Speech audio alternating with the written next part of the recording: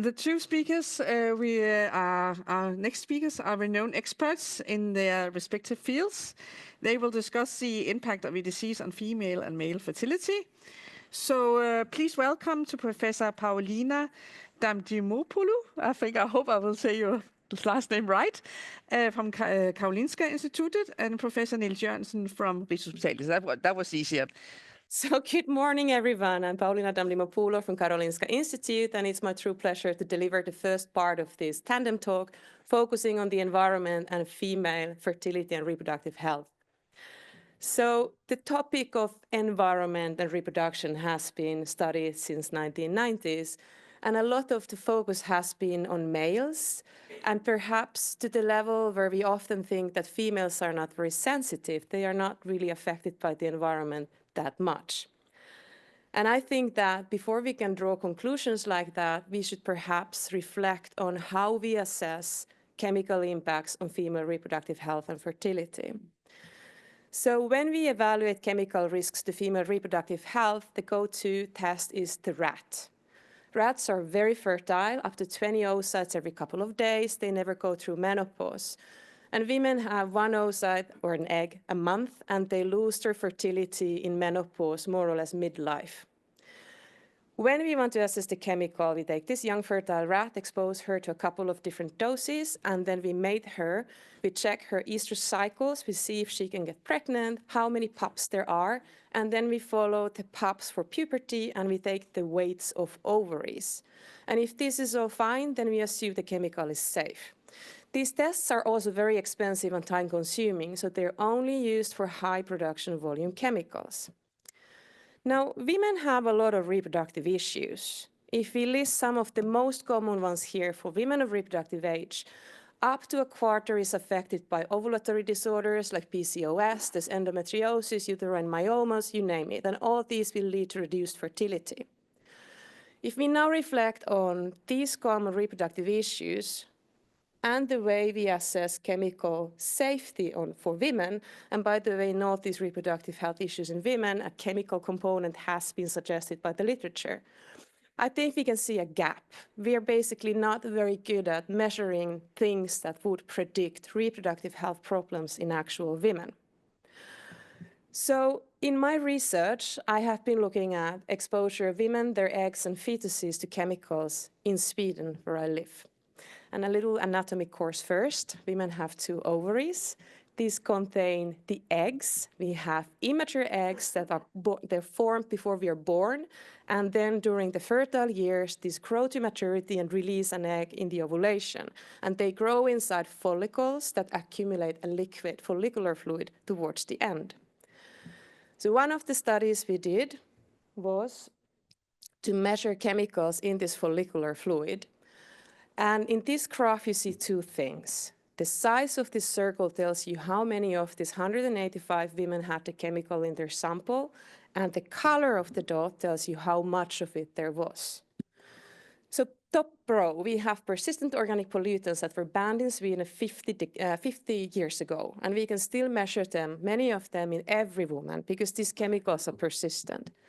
Then we have PFAS. We measured some of these. They're even more persistent. They're not well regulated. Every woman has higher level of PFAS in their ovaries. The bottom row are chemicals that have very quick metabolism, like phthalates and bisphenols and parabens. To my surprise, we were able to find phthalate metabolites and parabens in ovaries of every woman in this study. So human eggs grow and mature in a soup of toxic chemicals. Now, these oocytes get fertilized and they become fetuses, and the exposures continue because these chemicals go through the placenta and deposit to fetal tissues. Here you can see the levels of 30 persistent chemicals in maternal blood, in the placenta, and in different fetal tissues towards the end of the pregnancy. So truly, these exposures are to mixtures and lifelong, starting from when we are an egg, when we are a fetus, and obviously continuing throughout the postnatal life. Well, now, having a chemical in your body is obviously not the same as having a problem, so we need to assess if this matters. And that's what we've also done in our studies. We've assessed multiple different points, markers of female fertility, and how they are related to the levels of these chemicals. What we found is that women with higher levels of these chemicals have fewer immature eggs left in their ovaries. The way these eggs grow to maturity is altered, their embryo quality is reduced, and of course all of this will lead to longer time to pregnancy and higher odds of being classified as infertile. Well, associations are not the same as causality, and now we have to go to the lab and take these chemicals and prove that exposing something leads to the effect. And I'll tell you an example of one such study we've done. And I'll focus on the forever chemical PFAS. It's one of the thousands of chemicals called forever chemicals. Out of the 8 we measured in women, PFAS was the most abundant one in ovaries and in serum, level approximately 9 nanomolar. And we noticed that women with more PFAS had reduced embryo quality.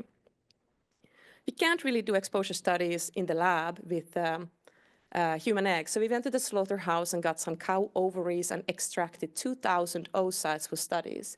I apologize for the slides, by the way. It's a bit disorganized from what it was in the morning. So we took these cow eggs, when we exposed them to PFAS at a level that is lower than in the average in humans, and a level that is about 10-fold higher, for only 22 hours. Then we took these eggs and we fertilized them and followed for 8 days to see if there's any signs of reduced embryo quality.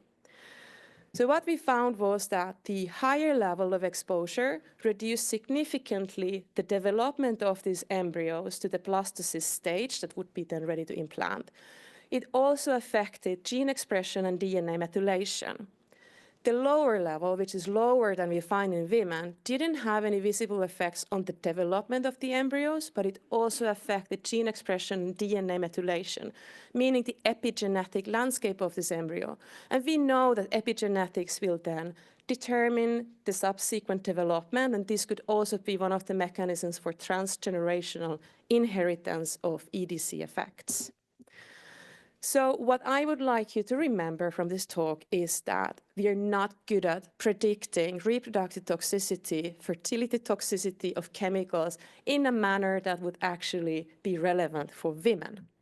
We know women, their eggs and fetuses are exposed to complex mixtures of these chemicals, and the levels are correlated with reduced fertility at multiple levels of the reproductive system.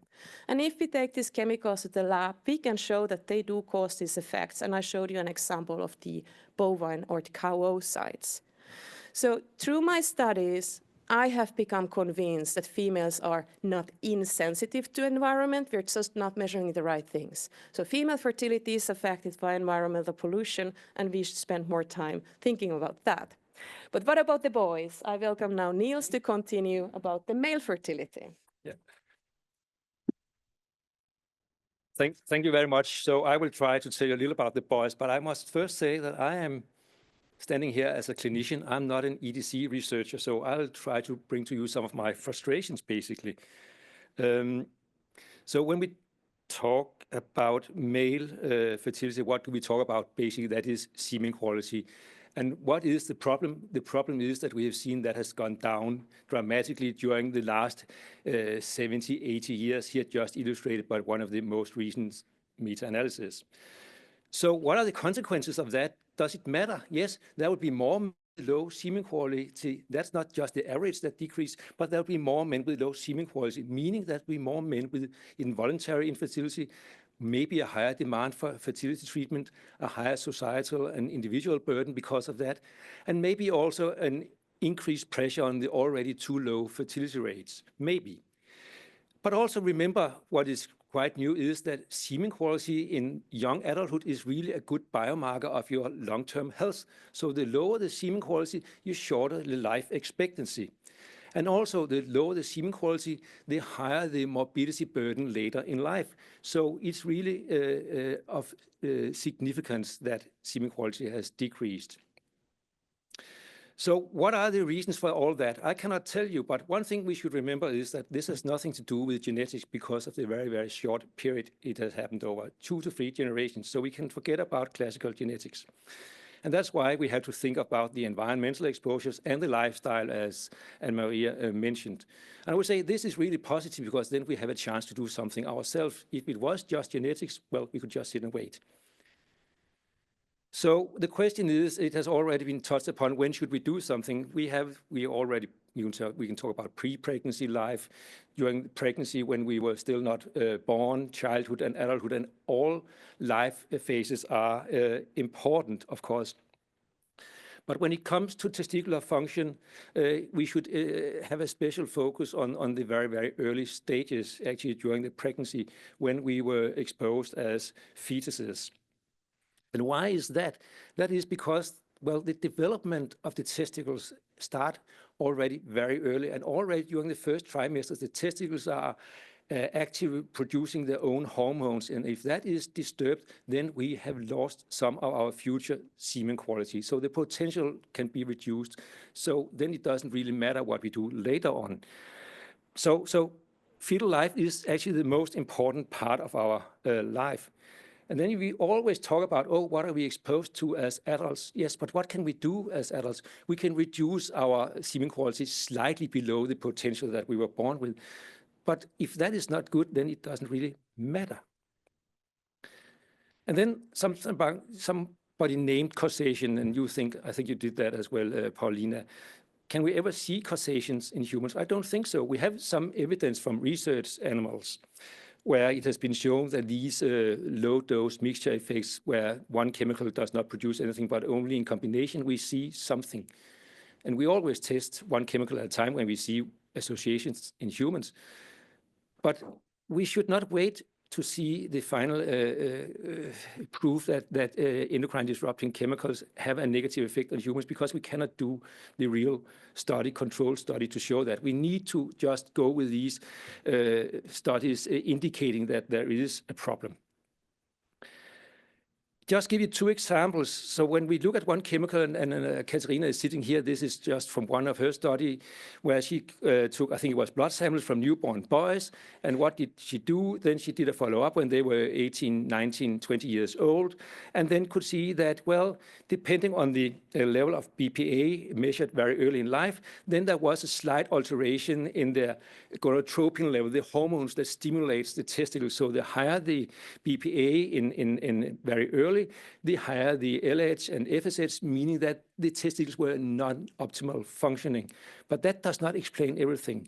But this is just to say that you find something in early life and you see a minor effect in the adulthood. Here, just an example of PFAS measured in young men, and there you could see that the higher the burden, the lower the number of mature, normal-looking spermatozoa. So it also matters if we think about that we can think about causation when we see these associations. But what is it that we are doing? And I would like to challenge you, because we just saw this listing with many chemicals, but if I count how many groups is it really, it's not that many. And we usually just, when we test humans, we test one chemical or one chemical group at a time, and we go for the usual suspects. But will that really clean up? I don't know. You have to tell me. I'm just asking. But my bias is that the negative effect of these individual chemicals may be missed if we don't test them in combinations with other chemicals. And we should be more clever in setting up studies doing that, I think, also clinically. This I will skip. So just to say, my frustration, or as a clinician, is that we sit with patients and we really cannot say anything. Congratulations, poor semen quality. Well, go back and blame your mother and the environment, because what you're doing right now doesn't really matter as far as we can see. That's not helpful. So we need to do something to help the future. And we should remember these animal studies showing that EDCs may cause this development of the testicles. And we should remember the mixture effects, not just focusing on one chemical group at a time. That's what I think. And we should acknowledge that we will never get a scientific proof to show causal links in humans. That cannot be done. That's not possible. We need to go with what we know. And I would just say that as a clinician, please don't ignore the problem, despite that we can only offer or get indications and not scientific proofs. We need to act. And when I mean act, we always are faced with what can we do ourselves? Very little as individuals. The chemicals are out there, all of them. So maybe we need a new way of analyzing a non-targeted analysis program, approach, and then regulation, and not leave it to us as individuals, because we cannot really do anything. So that's just my clinical take-home message. So thank you.